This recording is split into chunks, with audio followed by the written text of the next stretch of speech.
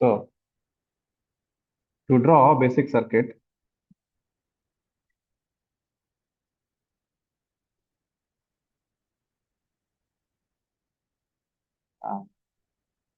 to solve, basically three things are required. तीन चीजें हमें जरूरी होती हैं.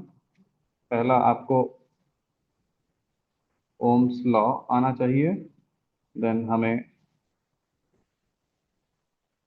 Voltage and current division rule आना चाहिए. एंड हमें सीरीज एंड पैरेलल कॉम्बिनेशन आना चाहिए. आपसे सिंपल सर्किट सॉल्व करना शुरू कर सकते हैं. एक एक करके देखो. ओम्स लॉ आपको आता है. Now we have to go for voltage and current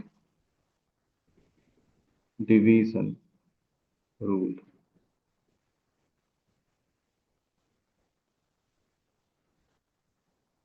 voltage and current division में पहले हम लोग देखेंगे.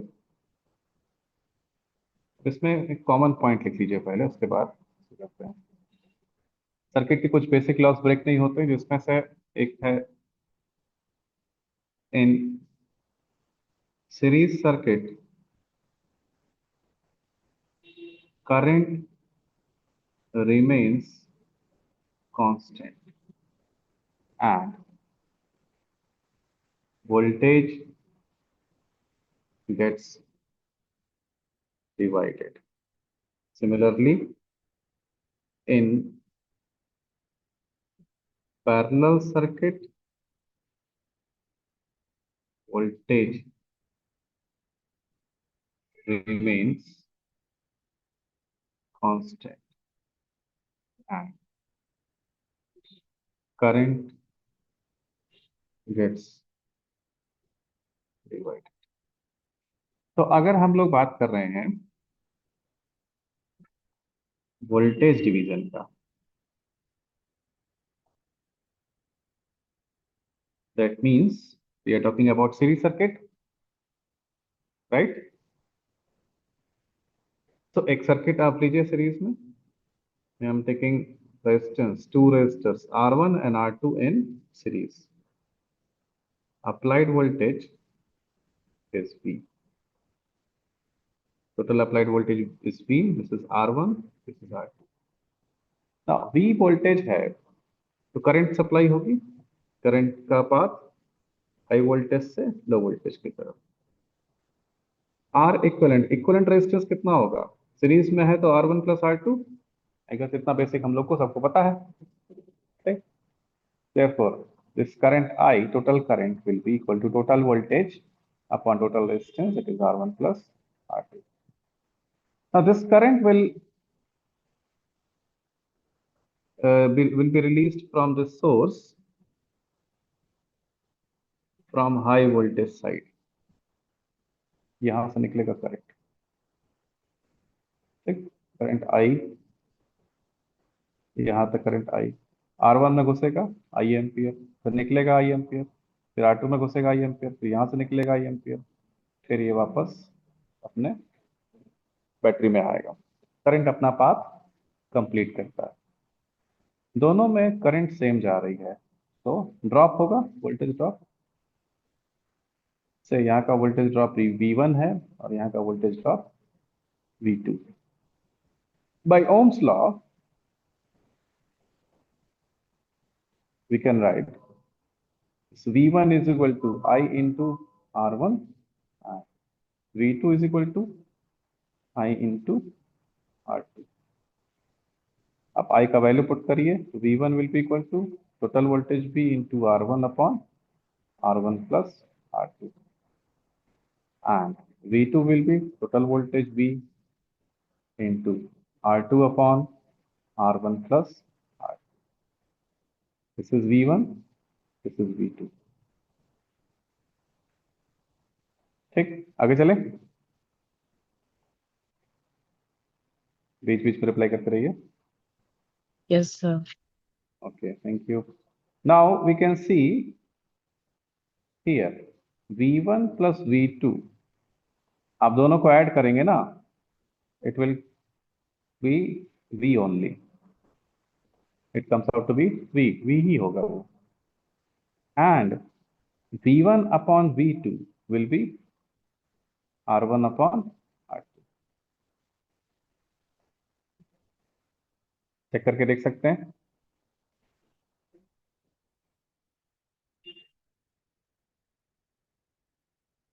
ओके, सो V1 प्लस V2 का वैल्यू V मिलने का मतलब, रेजिस्टेंस एक पैसिव एलिमेंट है, ये खुद कोई वोल्टेज प्रोड्यूस नहीं कर सकता है। जो वोल्टेज आप बाहर से देंगे वही इनके बीच में डिवाइड हो जाएगा आपस में। क्लियर? और जब डिवीजन होता है तो जरूरी नहीं है कि इक्वल हो। जैसे 100 रुपीज है तो वो 50 + 50 भी हो सकता है, 60-40 भी हो सकता है, 70-30 भी डिवीजन हो सकता है। ठीक, डिवीजन में किसको कितना मिलेगा, that will be this ratio R1/R2। अगर R1 ज्यादा है तो वहां पे वोल्टेज ड्रॉप ज्यादा होगा, R2 ज्यादा है तो वहां पे वोल्टेज ड्रॉप ज्यादा होगा। So from here we can conclude that resistance, first point, is a passive element. It cannot produce voltage, and the voltage given from source gets divided between them। उनके बीच में ये डिवाइड हो जाएगा। Second, the voltage division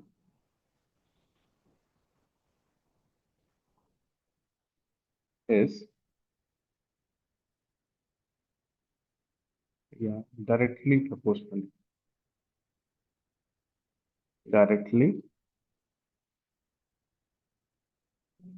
proportional to the resistance। Resistance के directly proportional. Clear? Similarly we have current division rule. Current division कहां पे होगा? Parallel circuit में। आप लोग साथ साथ चल रहे हैं ना? बात यस तो नहीं है सर। ये? ठीक है सर। ठीक। अब since current division takes place in parallel circuit, I am taking two resistors, it's R1 and R2 in parallel, ठीक? And there is a supply current from outside, say I ampere। तो जब तक देखिए current branch divide नहीं होता, current की value change नहीं होती है। I ampere I ampere I ampere till this point is I ampere. अब दो रास्ते हैं, तो कुछ करंट यहाँ से जाएगी I1, कुछ करंट यहाँ से जाएगी I2। इधर से I1 आएगा, इधर से I2 आएगा, दोनों वापस मिलेंगे और फिर से करंट हो जाएगा आई एम्पियर। ठीक, अब हमें निकालना है कि यहाँ में कितना गया और यहाँ में कितना गया। क्लियर? पैरेलल में जो रेजिस्टेंस कॉम्बिनेशन का फॉर्मूला है, here R equivalent will be R1 R2 upon R1 plus R2। Equivalent resistance will be R1 R2 upon R1 plus R2। and आप अगर इस दो को अगर सिंगल से रिप्लेस करेंगे ना तो वो भी यहीं पे आएगा R equivalent। Since voltage is constant in parallel circuit, क्योंकि वोल्टेज पैरेलल सर्किट में कांस्टेंट रहता है, therefore I1 R1 will be equal to I2 R2. It will be equal to I into R equivalent. देख लीजिए इसको, किसी को कोई प्रॉब्लम No, यहाँ तक? sir. अब एक एक करके इक्वेट कर दीजिए. आई am taking I1 R1 is equal to I into R equivalent. So I1 into R1 is equal to total current into R1 R2 upon R1 plus R2. So R1 R1 cancelled. I1 is total current into opposite resistance upon sum of resistance R1 plus R2. This is I1. Similarly, we can calculate I2 will be equal to total current into R1 upon R1 plus R2. ये I2 हो जाएगा. Okay,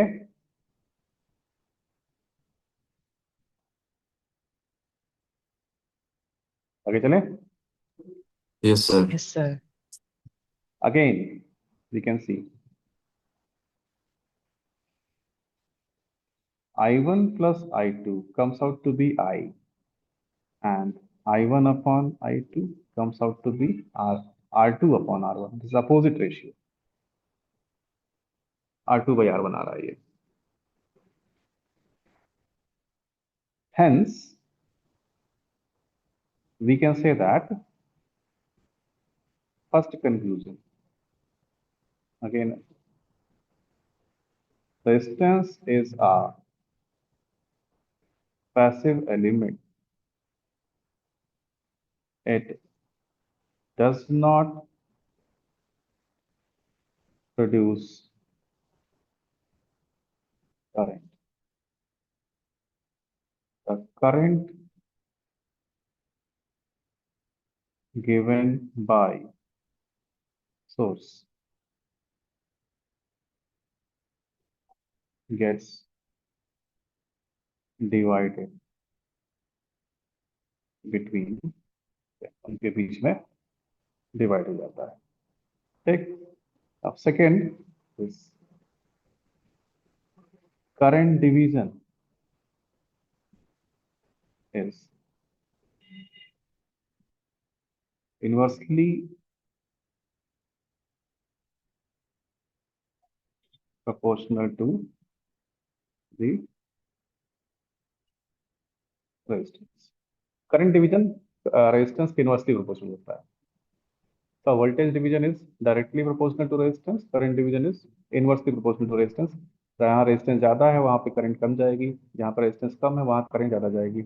In other words, we can also say that current follows low resistance path. Clear?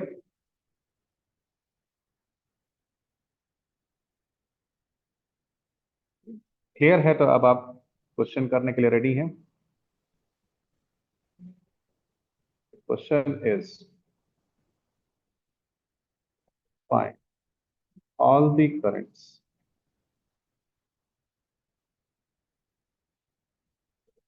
mentioned in the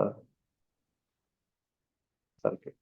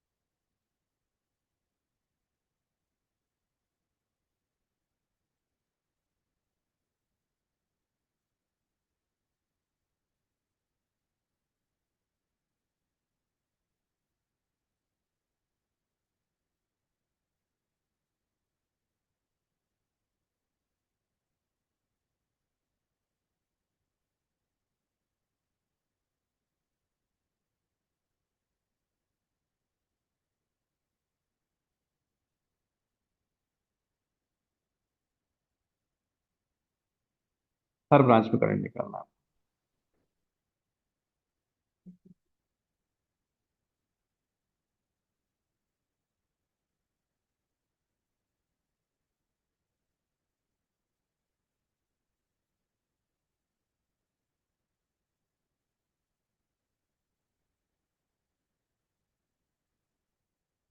draw कर लिया आप लोगों ने?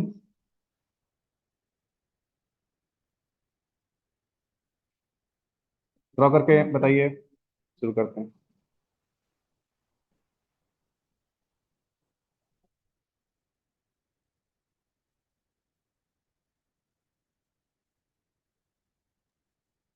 Okay, sir. हो गया? चलिए अब जल्दी जल्दी करंट की वैल्यू बताइए। This is 2 ampere. कोई problem? No, No, sir. sir. Okay, देखिए पैरेलल में वोल्टेज कांस्टेंट रहता है। दिस इज 5 वोल्ट, तो ये भी 5 वोल्ट, ये भी 5 वोल्ट। 5 वोल्ट 5 सॉरी 10 वोल्ट है, तो ये भी 10 वोल्ट, ये भी 10 volt. 10 volt 5 ohm current will be 2 ampere. 10 volt 5 ohm current will be 2 ampere. Resistance एक पैसिव एलिमेंट है, तो ये दोनों करंट कहाँ से आ रही है? यहाँ से।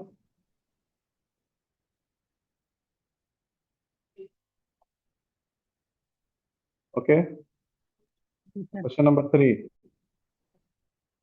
The 6 and 3 in parallel, equivalent is 2। ये जो भी देखो, 2 and 4 in parallel, sorry, 6 and 3 in parallel is 2, 2 and 4 in series is 6। Total resistance 6 ohm, total voltage 24 volt, so total current will be 24 by 6, 4 ampere। देख लीजिए, Yes, sir. Total current 4, अब उसका division होना है 6 और 3 में। करंट डिवीजन लगा लीजिए। I2 will be total current 4 into opposite resistance 6 upon sum of resistance 6 plus 3, it is 24 by 9। 24 by 9 is 8 by 3 ampere. 4 में से 8 बाई 3 इधर गया, तो I2 will B 4 minus 8 by 3 is 4 by 3।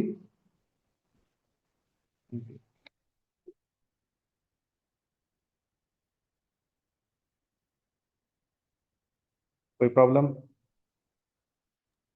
No, sir. चलिए fourth वाले का answer आप लोग बताइए जल्दी से।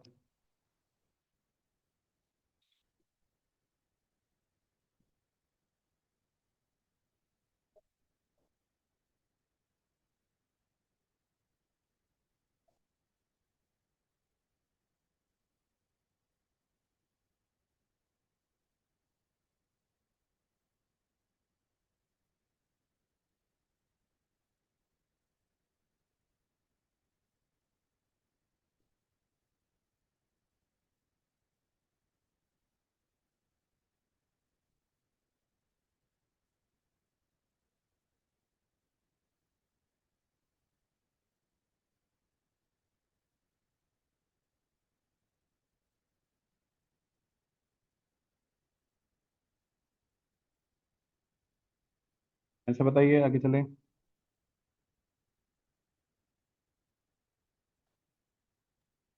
Sir, I want to. 2 ampere. I want. Total current कितना है? Total 11 by 3. Yeah. नहीं,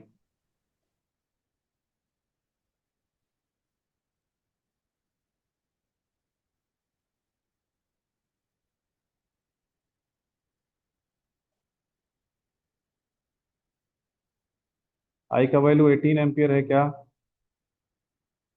Yes, sir. सॉल्व करना पड़ेगा।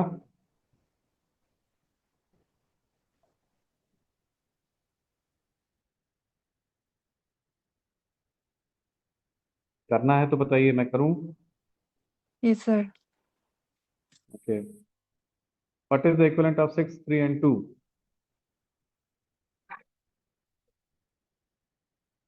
1/6 plus 1/3 1. plus 1/2 is 1. This 1 and 2 in series. Total resistance is 3 ohms. 3. 3. Total voltage 54. तो वोल्टेज सोर्स से जो करंट निकलेगा that is total current, जो ये देगा वही इनके बीच में डिवाइड होगा. That will be 54/3, it is 18 ampere. अब प्रॉब्लम ये है कि यहाँ से यहाँ तक आएगा 18 एम्पियर. अब उसके बाद तीन रास्ते हैं, कुछ इधर जाएगा, कुछ इधर जाएगा, कुछ इधर जाएगा. दो ब्रांच में तो डिवीजन का फॉर्मूला आपके पास है, तीन ब्रांच के लिए डिवीजन का फॉर्मूला आपके पास नहीं है, राइट? तो इसको कैसे करेंगे?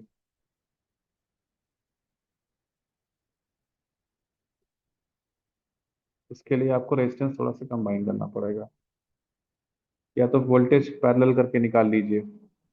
6 और 3 का इक्विवेलेंट होता है 2. ये 2 और ये 2 पैरेलल में, तो करंट डिवाइड हो जाएगी इक्वली. इसलिए 18 का आधा 9 एम्पियर तो सीधा सीधा इसमें जाएगा. बाकी बचा हुआ 9 एम्पियर 6 और 3 में डिवाइड होगा, क्योंकि अपोजिट रेशियो में डिवाइड होता है. तो यहाँ पे जाएगा 3 एम्पियर, फॉर्मूला लगा के आप कर सकते हैं. यहाँ पे आएगा 6 एम्पियर. क्लियर है? किसी को डाउट है तो बताइए.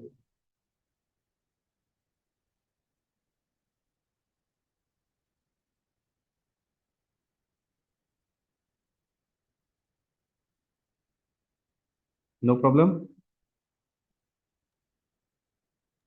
ठीक है सर. ठीक. अब एक लास्ट क्वेश्चन है.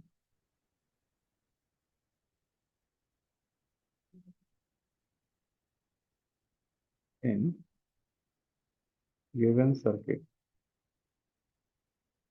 if I equal to 2 ampere, I dash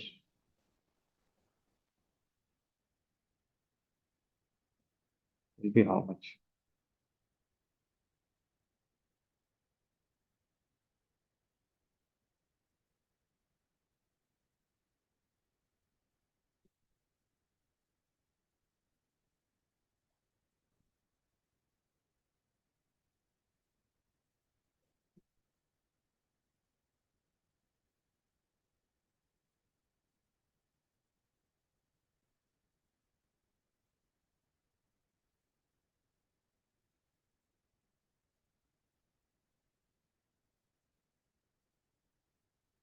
Two ohm, 4 ohm, 2 ohm, 4 ohm, 4 ohm.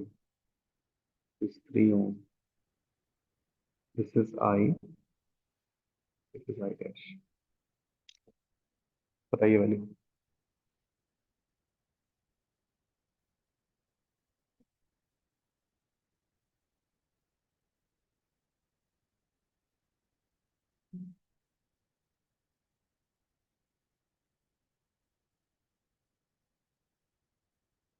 Try करेंगे आप लोग.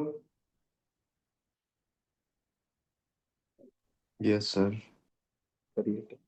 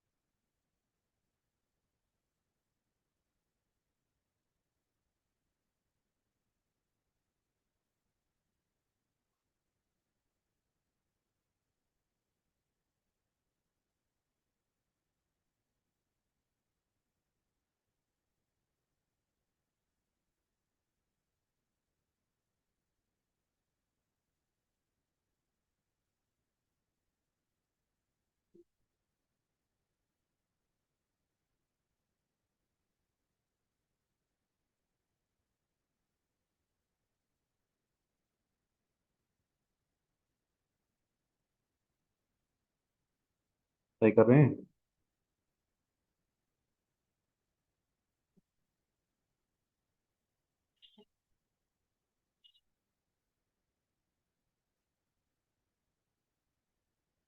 No, 4 ampere is ground.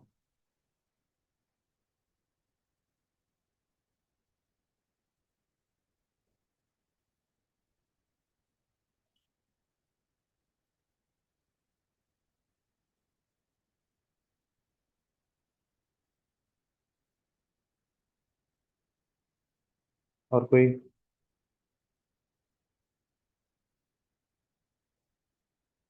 16 ampere सही है।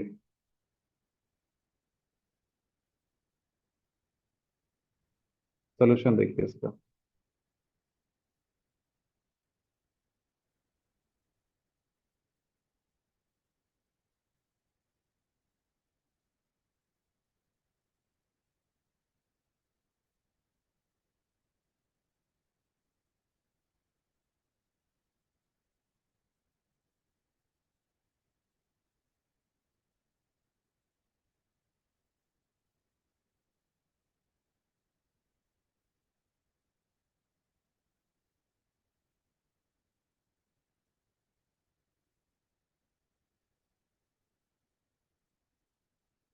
So this current is 2 ampere. Voltage current division resistance के इनवर्सली प्रोपोर्शनल होता है। इसका पैरेलल ब्रांच में रेजिस्टेंस हाफ है,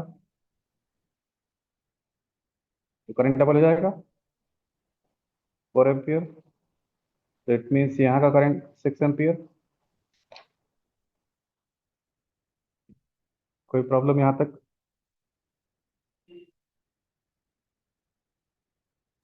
No, sir. Now, इस 4 ओम का एक साइड कनेक्टेड, दूसरा साइड भी कनेक्टेड, बीच में कोई नहीं है, तो ये 4 और ये 4 भी पैरेलल में हैं। इधर 2 एम्पियर जा रहा है तो इधर 2 एम्पियर जाएगा। That means this current is 8 ampere. यहाँ तक प्रॉब्लम कोई?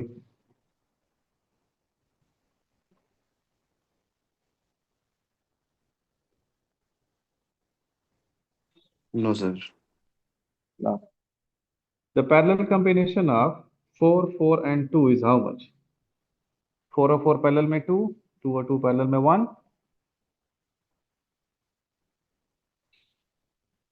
The equivalent of all these three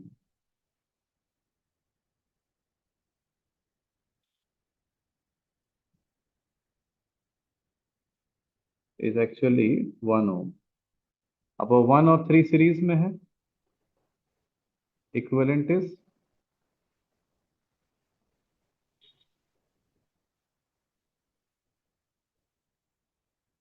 4 ओम। 4 ओम में 8 एम्पियर है, ये 4 और ये 4 पैरेलल में, तो यहाँ भी 8 एम्पियर जाएगा। That means this current is 16 ampere. Clear हो गया या रिपीट करना है? बताइए।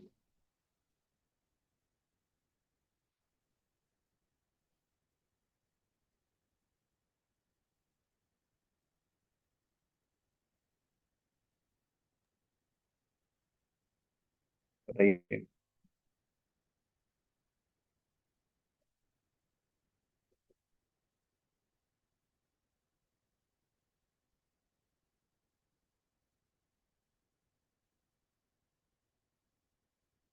यस नो कुछ तो बताइए। रिपीट करना है या हो गया? ठीक है सर। ठीक है ना, ऐसे करके हम सिंपल सर्किट को सॉल्व कर सकते हैं। लेकिन अगर आप ध्यान देंगे तो कुछ चीजें कॉमन है। कॉमन ये है कि अभी तक किसी भी सर्किट में मैंने एक से अधिक सोर्स नहीं लगाया है, राइट? और सारे सर्किट में सीरीज पैरेलल कॉम्बिनेशन बन रहा है। मान लीजिए मैं यहाँ पे एक सोर्स लगा देता, तो ये 3 और 2 पैरेलल में नहीं रह जाते।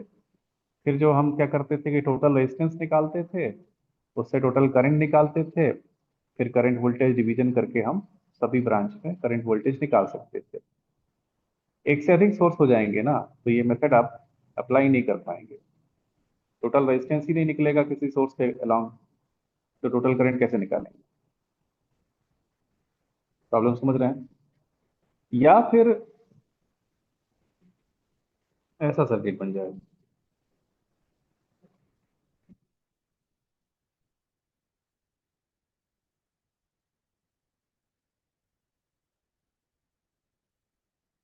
One two three four five,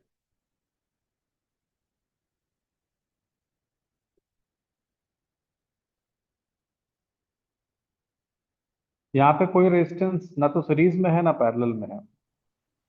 कोई भी दो सीरीज में है क्या? नहीं है सर। कोई भी दो पैरेलल में है क्या? नहीं है। रेजिस्टेंस कॉम्बिनेशन का सीरीज और पैरेलल छोड़ के कोई फॉर्मूला मालूम है आपको?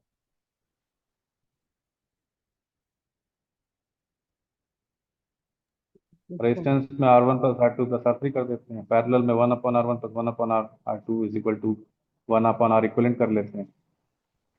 सीरीज पैरेलल छोड़ के कोई फॉर्मूला मालूम है आपको रेजिस्टेंस इक्विवेलेंट निकालने का? स्टार डेल्टा था सर। स्टार डेल्टा में थ्री रेजिस्टेंस स्टार में कनेक्टेड, थ्री रेजिस्टेंस डेल्टा में कनेक्टेड, तो कंबाइन नहीं निकलता। थ्री को थ्री से ही रिप्लेस करते हैं। सर वो व्हीटस्टोन ब्रिज। ब्रिज नहीं बन रहा है यहाँ पे। ब्रिज तो स्पेशल केस है, जब रेशियो इक्वल होगा तभी बनेगा, नहीं तो नहीं बनेगा। खैर ठीक है, मान लीजिए आपने किसी तरह से इक्विवेलेंट रेजिस्टेंस निकाल भी लिया, total voltage upon total current, total resistance current भी निकाल दी, आई एम्पियर यहां से निकल करके यहां तक आया। अब वो दो पार्ट में डिवाइड होगा, हाँ कि ना? Yes sir. हाँ सर। डिवाइड होगा, लेकिन ये वन और टू पैरेलल में नहीं है। करंट डिवीजन का फॉर्मूला सिर्फ पैरेलल सर्किट का मालूम है आपको, वो फॉर्मूला यहाँ नहीं लगेगा। वन और टू पैरेलल में होते तो करंट डिवीजन वाला पैरेलल वाला फॉर्मूला आप लगा लेते। जरूरी नहीं कि वो पैरेलल में हो, तो फिर कैसे करंट डिवाइड करेंगे यहाँ पे आप? सर केसीएल केवीएल लगाएगा। हाँ, कोई रास्ता नहीं है, डिवीजन नहीं हो पाएगा जब तक सीरीज पैरेलल ना बन रहा। तो ओम्स लॉ से सर्किट सॉल्व हो सकता है, लेकिन बहुत सिंपल बेसिक सर्किट सॉल्व हो सकता है, कॉम्प्लेक्स सर्किट सॉल्व नहीं हो सकता। तो हम लोग नोट लिख सकते हैं, using Ohm's law only basic circuits can be analyzed. If there are more than one source or there is no series parallel combination,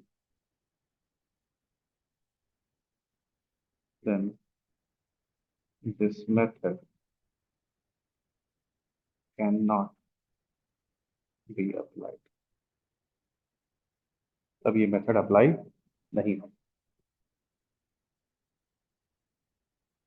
clear है? And for such circuits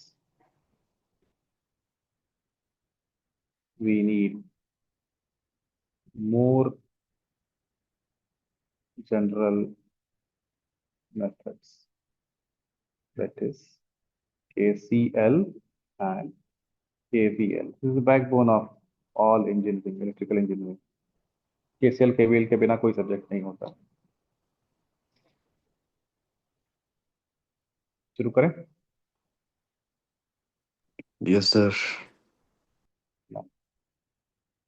First one is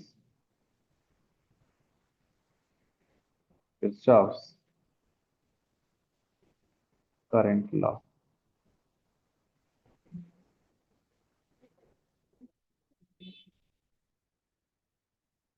के साथ current law. Statement क्या है इसका? At any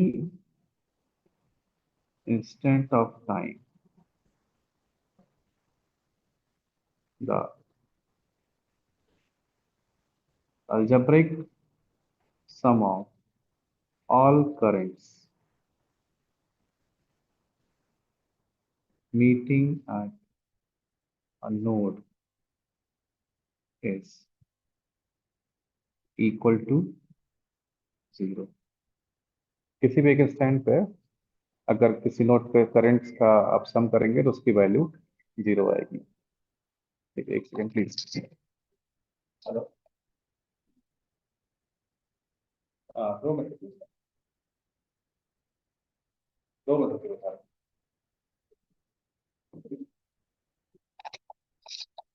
At any instant of time, the algebraic sum of all currents meeting at a node is equal to 0। अब इसमें common logic देखिए, अगर सारी क्वांटिटीज पॉजिटिव हो तो उनका सम 0 हो सकता है क्या?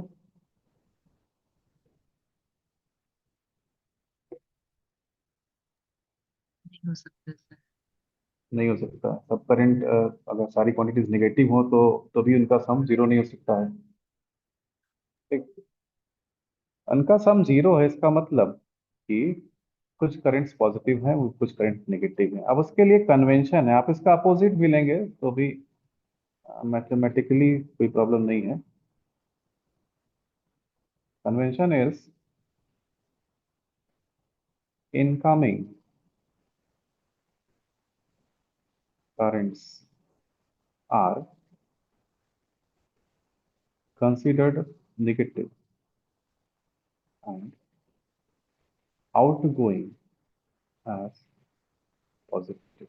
इनकमिंग करंट्स को नेगेटिव और आउटगोइंग करंट को पॉजिटिव लिया जाता है। ठीक, आप इसका अपोजिट भी करोगे तो मैथमेटिकली कोई फर्क नहीं पड़ेगा, लेकिन ये कन्वेंशन है। केसीएल केवीएल में भी इससे फर्क नहीं पड़ता है, लेकिन अब आप ग्राफ थ्योरी करते हैं तो वहां पे एसेंशियली इनकमिंग को नेगेटिव मानना पड़ता है। वहां पे आपने इनकमिंग को पॉजिटिव मान लिया तो नंबर कट जाएगा आपका। ठीक, so if we have a node N और उस पर कुछ ब्रांच मिल रही हैं, so this is I1, I2, I3, I4, I5, I6।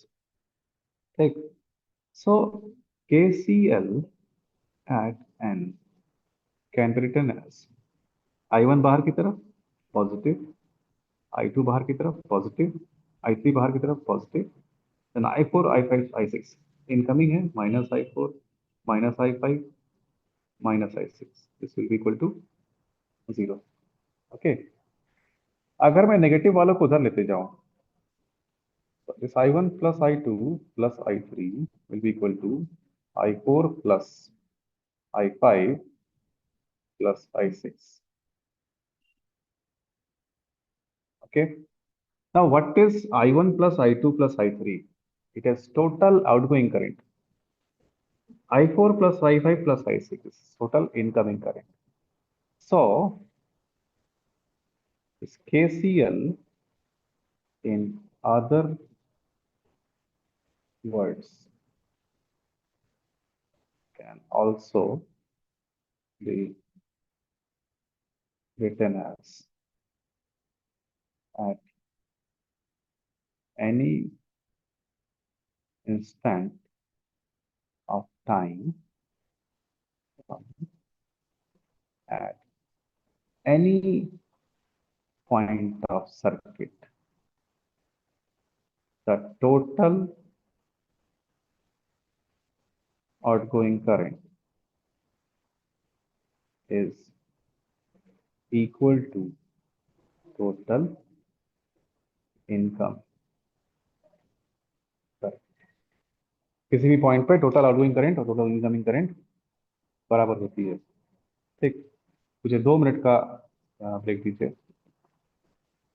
Delivery लेके आ रहा हूँ बस में, जस्ट 2 मिनट्स ब्रेक, रुकिए।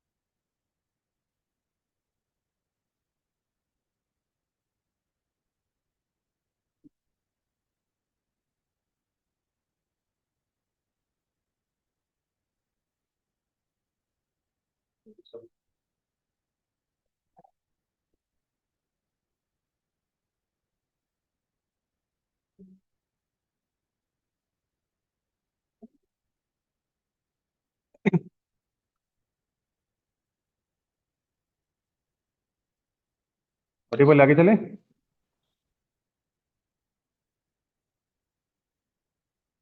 प्लीज एक बार रिप्लाई कर दीजिए। जी Yes, sir. सर। ओके। तो यहाँ पे भी आप एक नोट लिख सकते हैं। ये एक केसीएल इक्वेशन है। For linear equation to be solved, the number of variables and number of equations should be same. तो यहाँ पे 6 वेरिएबल्स 6 करंट हैं। अगर इनमें से कोई भी 5 आपको मालूम है तो एक का वैल्यू कैलकुलेट हो जाएगा, right.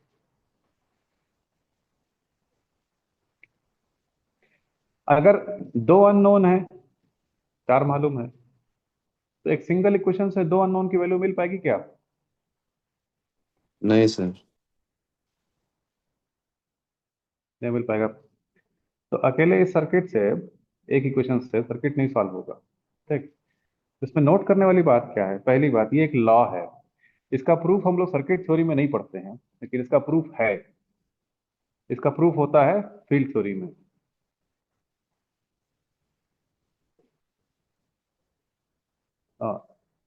This law is based on conservation of charge. ये दो इंपॉर्टेंट पॉइंट है, ऑब्जेक्टिव में हमेशा रहते हैं। KCL is based on law of conservation of charge, KVL is based on law of conservation of energy.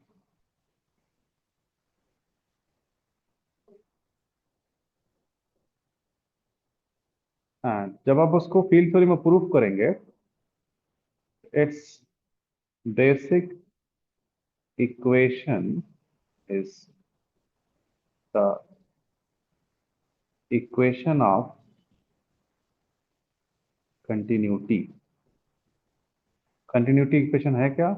It is del dot J is minus del rho by del T. This J is current density and rho is volume charge density. यहां से proof किया जाता है इसको, ठीक।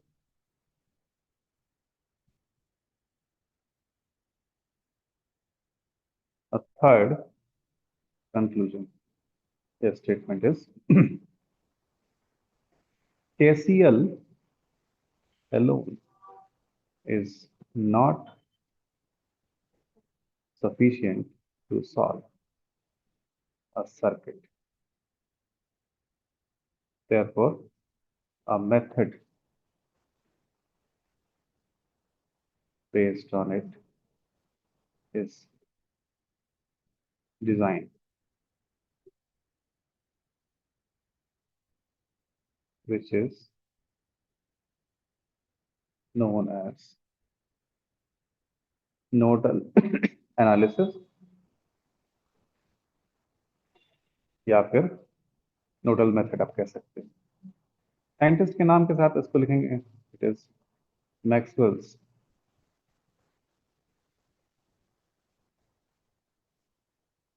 Analysis. मेरे पास confusion होता है केसीएल और नोडल एनालिसिस में।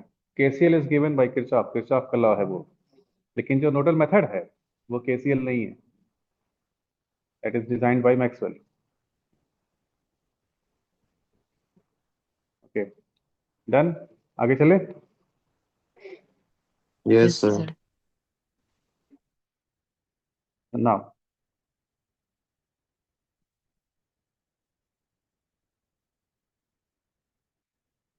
तो आगे हमें ना है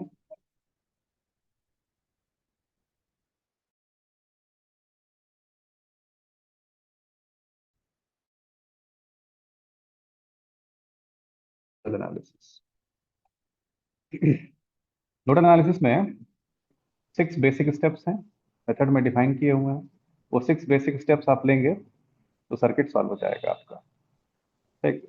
हाँ, व्हाट इज नोडल एनालिसिस में 6 स्टेप्स हैं। पहला step, count the number of nodes in circuit. Circuit में नंबर ऑफ नोड्स काउंट करिए। Select one node as reference node and assume its potential to be 0. उसका potential 0 मान लीजिए। Third equation is apply KCL on all nodes except the reference node. Reference node को छोड़ के जितने भी node बचे हैं सब पे आपको केसीएल अप्लाई करना है। फोर्थ स्टेप, इसमें भी एक चीज है, current direction is arbitrary. Now what is arbitrary? अपनी मर्जी से हम दे सकते हैं ऐसा।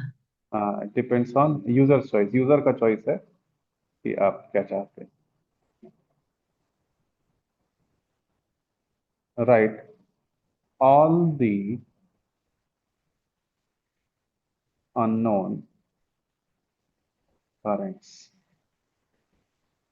in the form of potential difference by resistance। जो जो भी करंट आपको नहीं पता है उनको V by R का फॉर्म में लिखने का कोशिश करिए। Now next is solve the equations for node voltages। Question को सॉल्व करके जो रिमेनिंग नोड्स हैं, रेफरेंस नोड का तो 0 माना था आपने,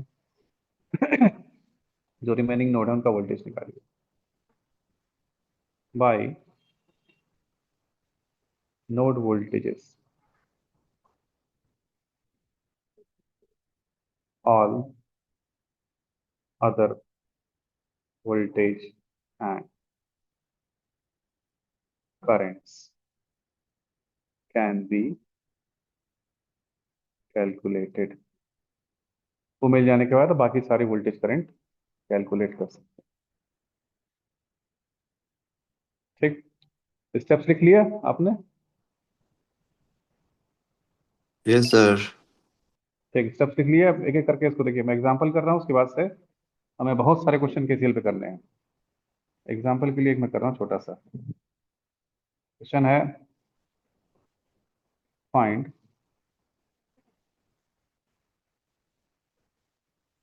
all the currents of circuit using nodal method। Nodal method use करके सारी करंट्स निकालनी है। सिंपल सर्किट ले रहे हैं, simplest 10 volt 2 ohm 4 ohm 2 ohm 5 volt. ठीक, सर्किट है हमारे पास। Now we have to solve. पहला स्टेप क्या है? Count the number of nodes. Nodes ऐसे पॉइंट होते हैं जहां पे 3 या 3 से ज्यादा ब्रांच मिलती है। कितने नोड हैं सर्किट में? एक। 2, ए बी। ठीक, 2 नोड हैं। अब इसमें से एक को रेफरेंस नोड मान लीजिए और उसका पोटेंशियल 0 मान लीजिए। एक्चुअल में ग्राउंड का पोटेंशियल 0 होता है, जब किसी को 0 पे दिखाना होता है तो हम उसको ग्राउंडेड मान लेते हैं. The symbol means the B point is grounded and therefore VB is 0. आप 0 लिखे ना लिखे, वो सिंबल का मतलब VB का वैल्यू 0 हो गया. Okay. Remaining there is only one node which is VA, और उसका वोल्टेज हम मान लेते हैं VA. एक नोड A बचा, रेफरेंस नोड को छोड़ करके उसका वोल्टेज हम ये मान लेते हैं. तो first step was count the number of node. Second step was select one node as reference node and assume its potential to be 0. दो स्टेप हो गए. तीसरा स्टेप है apply KCL on all nodes except reference node. Reference node को छोड़ के एक node बचा, उस पर KCL लगाना. जैसे कि KCL में हमने देखा, KCL का इक्वेशन डायरेक्शन पे डिपेंड करता है, इनकमिंग आउटगोइंग देखना पड़ता है, और हमें यहाँ पे करंट्स की डायरेक्शन नहीं पता. तो you can take any arbitrary direction. आप तीनों करंट को आउटगोइंग ले सकते हैं, तीनों करंट को इनकमिंग ले सकते हैं, एक को आउटगोइंग, दो को इनकमिंग ले सकते हैं. जैसा डायरेक्शन आप चाहें ले सकते हैं. लास्ट में अपने आप सब एडजस्ट हो जाएगा. तो आई am taking this current to be I1, this current to be I2, and this current to be I3. ठीक. देखिए, ए के मेंस में जो प्रॉब्लम हुआ है बहुत सारे स्टूडेंट को, वो प्रॉब्लम था स्पीड का. क्योंकि रफ में क्वेश्चन सॉल्व करने का हैबिट है, इसलिए जब एग्जाम में फेयर में क्वेश्चन सॉल्व कर रहे थे तो उन्हें बहुत टाइम लग गया. इसलिए हमको रफ वर्क में कैलकुलेशन करके आंसर नहीं निकालना है. आप पूरा साल कोशिश करिए, प्रैक्टिस करिए सोल्यूशन को लिखने का. प्रीलिम्स निकालना बहुत आसान है, बहुत लोग निकाल देंगे. मेंस निकालना ही एक्चुअल में टफ है. क्लियर है? तो सोल्यूशन हम लोग लिखेंगे. According to our convention, if we write KCL at A, equation will be minus I1 plus I2 plus I3 equal to 0, right? है कि नहीं? Yes, sir. sir. I3, I1, I2 तीनों की वैल्यू पता नहीं है, तो तीनों को V/R के फॉर्मेट में लिखना पड़ेगा. अब हम शुरू करेंगे रेफरेंस नोड से. ए पॉइंट का वोल्टेज 0 है. जब तक बीच में कुछ आएगा नहीं तो वोल्टेज चेंज होगा नहीं. 0 0 0 0 0 till this point it is 0. -2 plus means rise. कितना? 10 वोल्ट का. 0 में 10 ऐड कर दीजिए. This point is at 10 volt. This side is at VA volt. Current high voltage से लो वोल्टेज फ्लो करती है. पोटेंशियल डिफरेंस कितना हुआ? 10 माइनस VA. ये माइनस साइन KCL से आया था, ये बाहर रहेगा. I1 का वैल्यू है 10 minus VA by 2 plus I2 किस में जा रहा है? 4 ओम में. एक साइड VA वोल्ट, एक side 0 volt.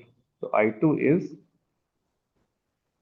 VA minus 0 by 4 plus I3 is VA minus 5 by 2, and this interval will be 0. किसी को दिक्कत?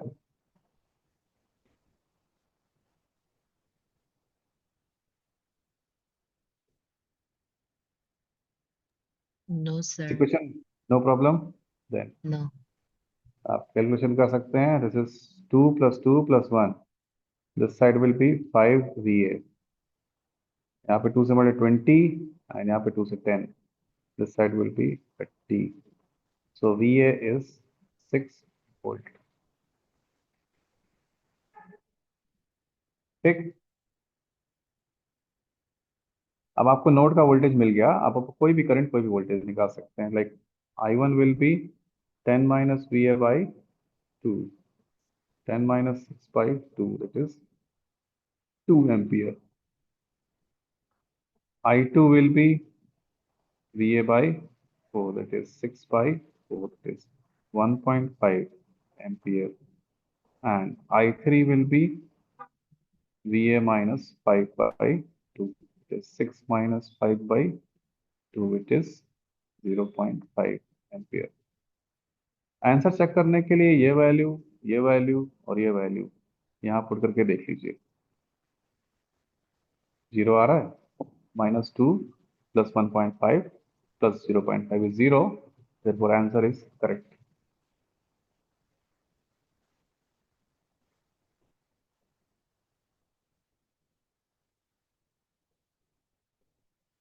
Clear?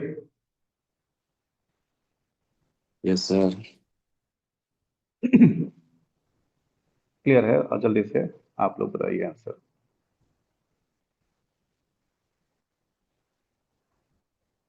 Fine all the currents in circuit, and the circuit is 10 volt, 2 ohm, 4 ohm, 2 ohm, 5 volt। Current की value बताइए।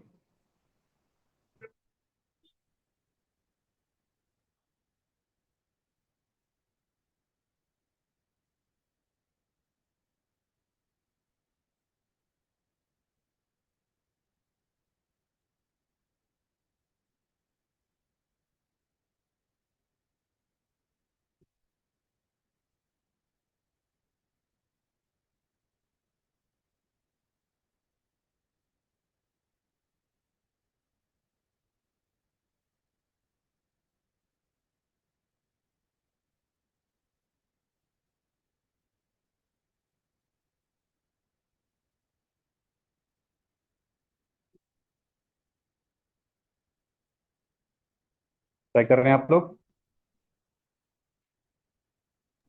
yes sir। कर रहे sir. ठीक, बताइए।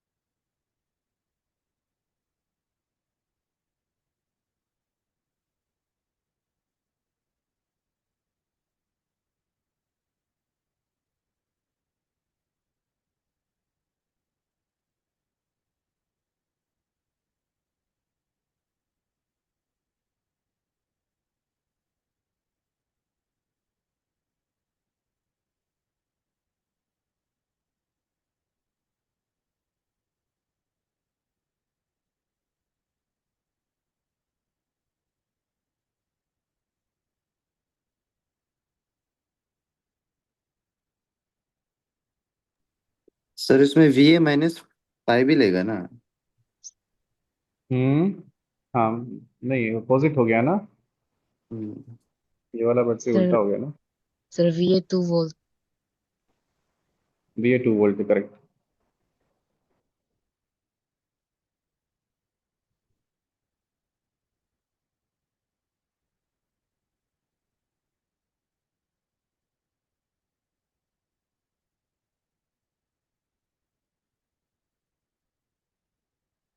हम्म 2 volt 4 ampere 0.5 3.5।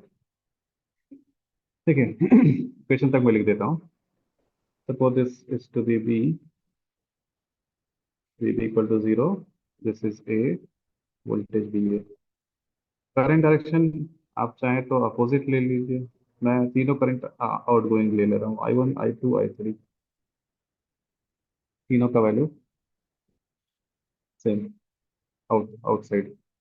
So if we apply KCL at A, equation will be I1 plus I2 plus I3 equal to 0. What will be I1? VA minus 10 by 2. This will be VA minus 0 by 4 plus voltage का direction आपको ऐसे check करना पड़ेगा, 0 0 0 0 0। अभी plus से minus जा रहे हैं, ड्रॉप है। 0 में 5 वोल्ट का drop This side will be minus 5 volt. So equation एक साइड VA है, एक साइड minus 5 है. Difference will be VA minus 5 by 2. This is 0. So it is VA minus 10 by 2 plus VA by 4 plus VA plus 5 by 2 equal to 0. Now the LCM is 4. 2 से multiply हुआ 2VA minus 20 plus VA plus 2VA plus 10 equal to 0. So this means 5VA equal to 10 and VA equal to 2 volt. अब आप put करेंगे मिल जाएगा. हाँ, yes sir.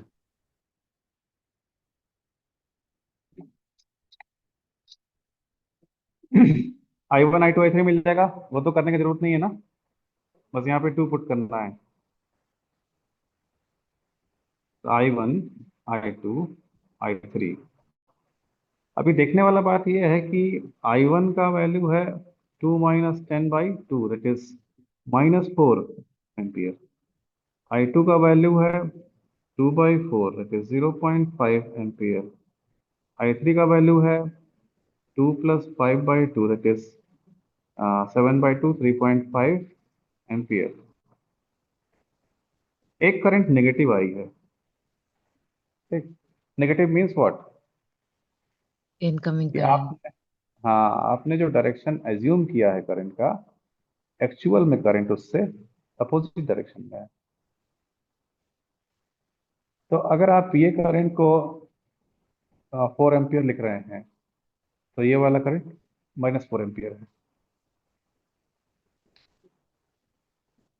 तो this negative sign indicates that actual current is in opposite direction.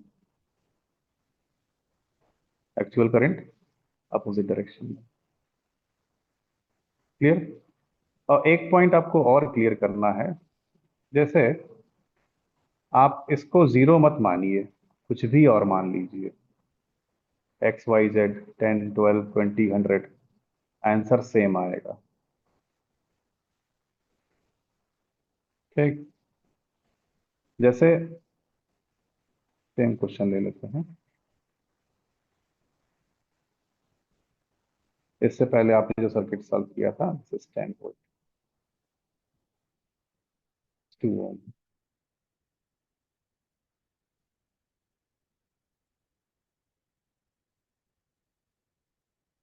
Four ohm 2 Om.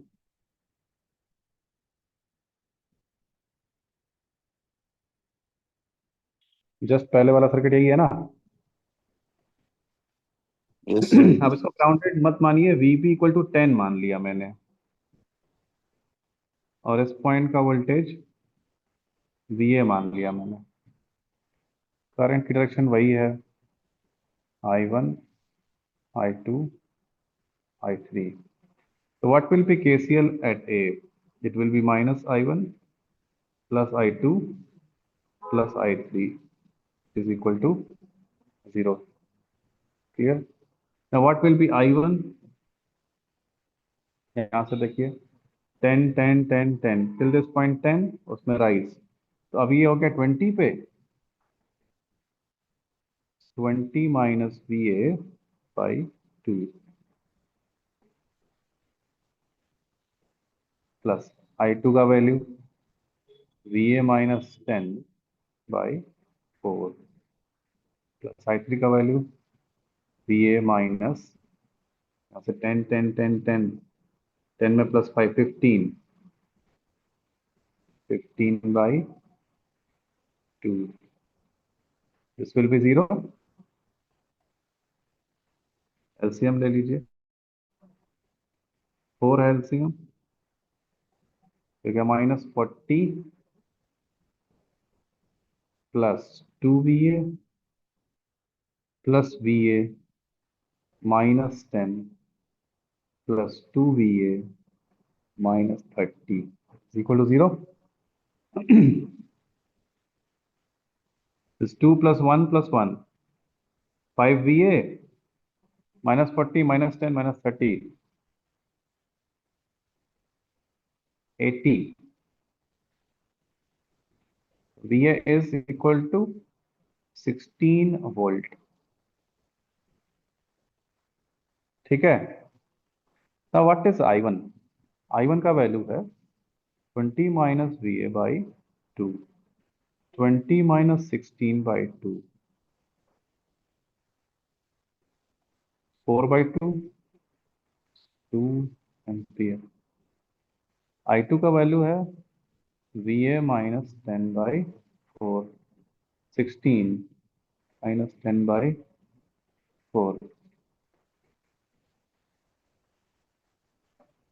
That is 6 by 4,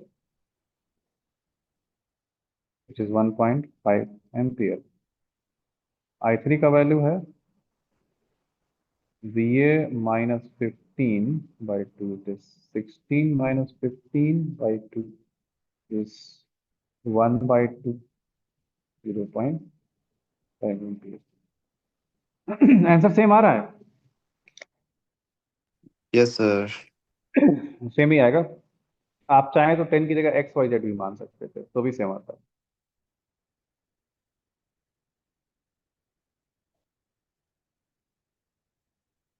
ठीक. यहाँ से 2 point बातें क्लियर होती हैं. इस बात से फर्क नहीं पड़ता कि VB का वोल्टेज क्या है. कह सकते हैं क्या ऐसा?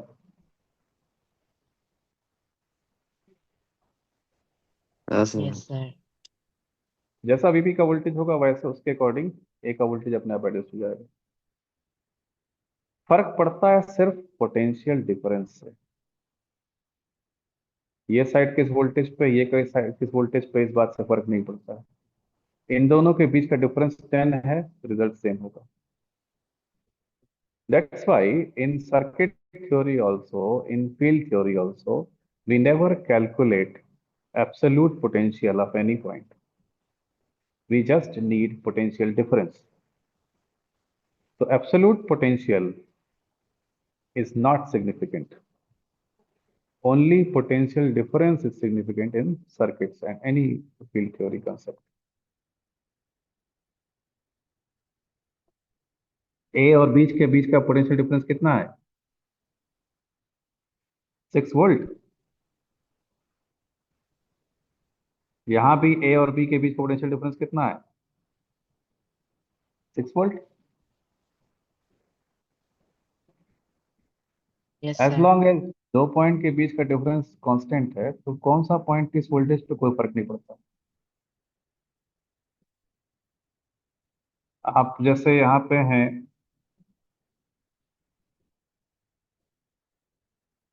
आपने एक साइड में 1000 वोल्ट, दूसरे साइड में 1006 वोल्ट पकड़ा है. दूसरा आदमी है, उसने एक साइड में 0 वोल्ट, एक साइड में 6 वोल्ट पकड़ा है. ये दोनों एक जैसे,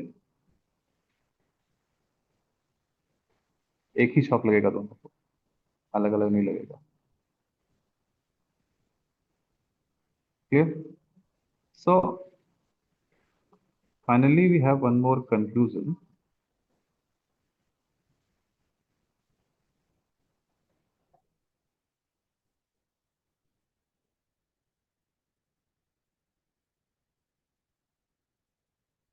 Here it can be concluded that it can be concluded that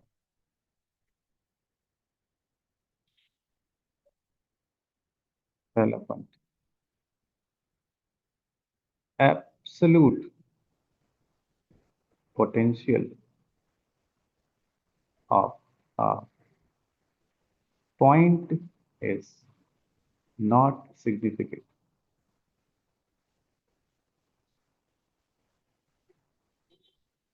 only the potential difference is significant. तो एब्सोल्यूट पोटेंशियल हमारे लिए जरूरी नहीं है, केवल पोटेंशियल डिफरेंस हमारे लिए जरूरी है। इसीलिए वीबी की वैल्यू कुछ भी हो, फर्क नहीं पड़ता है। तो उसको 10 और 20 क्यों मानना है? आप उसको 0 मानिए।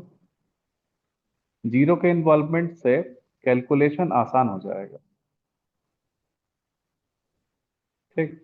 तो जब भी हमें कहीं रेफरेंस या कुछ अज्यूम करना होता है, we always consider to be at 0 volt 0 ampere. कहीं भी रेफरेंस लेना हो तो आप 0 से स्टार्ट करते हैं।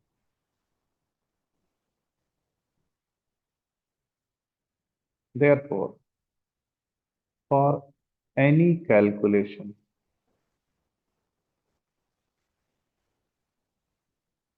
the reference point is always considered 0। हम लोग आगे चल के और भी बड़े क्वेश्चन सॉल्व करेंगे, तो हम करेंगे तो मैं वहां बोलूंगा कि मान लिया यहाँ पे 0 वोल्ट है, तो आप बोल सकते हैं ना, ये आपको कैसे पता वहां पे 0 है, उस पॉइंट का वोल्टेज क्या है? तो आप किसी भी को 0 मान सकते हैं, उसके अकॉर्डिंग डिफरेंस अपने आप क्रिएट हो जाएगा, और डिफरेंस से ही मतलब होता है। ज्यादातर 0 इसलिए मानते हैं कि 0 के इन्वॉल्वमेंट से कैलकुलेशन आसान हो जाता है। क्लियर है इसको? Yes sir.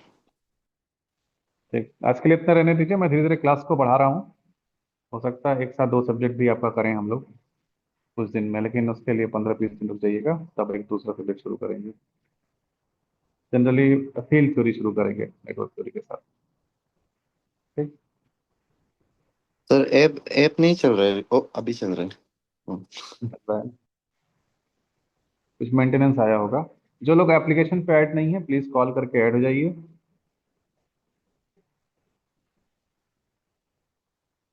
क्योंकि आप लोगों ने लॉगिन अलग अलग नाम से किया हुआ है ना, तो पहचानना मुश्किल होता है। आप एक बार कॉल कर देंगे, मैं ऐड कर दूंगा आपको, रिकॉर्डेड और पीडीएफ आपको वहां मिल जाएगा।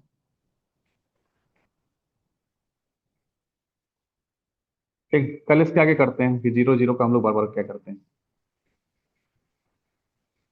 Okay sir. Thank you.